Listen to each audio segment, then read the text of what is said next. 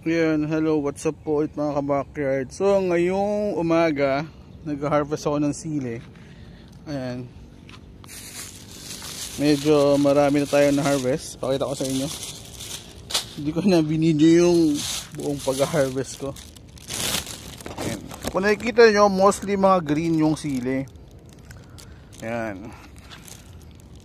So ang balak ko lang naman dyan is gawin ko siyang tawag dito, yung chili oil, chili garlic oil. So ayan, harvest ako. So kahit green siya, so lalabas to, hindi siya ganoon kaanghang. Kasi sayang yung mga sili. Ayan o, hindi ko alam kung bakit sa mga chili expert. Ayan. Hindi ko kasi alam kung ano nangyayari dito sa mga sili namin. Ayan o, matatamlay siya. Hindi ko alam kung dahil matubig ba yung lupa or anong problema sa lupa.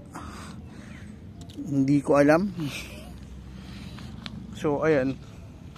So hindi na niya napapapula yung sili. So ayan o, namamatay siya ng parang ayun o, nanghihina yung halaman. Parang hindi ko alam. So ayan, so ngayon ang bala ko dito ay gawin siyang chili garlic oil. Ayan.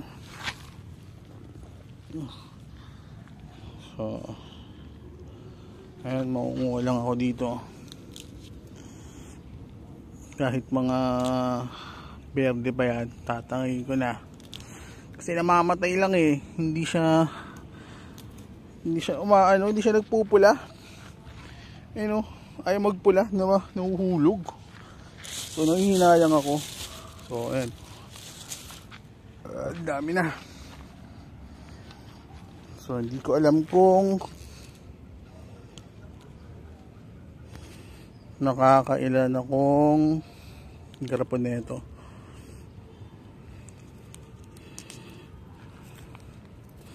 May mga ibang mga pula-pula ako nakukuha, pero dalang ang konti.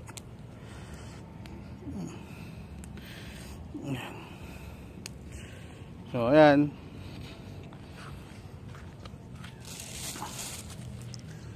So ang dami ko na rin nakukuha. Kasi duda ko dito may problema tong sili. Kaya ang gagawin ko, ano ko na lang, ang tag dito, ipaprocess ko na lang siya.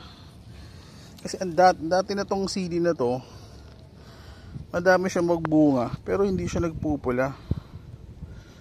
So hindi ko alam kung bakit. So yan. Saka ayan o, parang nalalanta yung mga dahon niya. Yun din yung hindi ko alam kung ano yung problem niya. So baka may alam kung ano yung problem, sana matulungan nyo kami. So yun lang, mag-harvest muna ako ng mga sili. Salamat.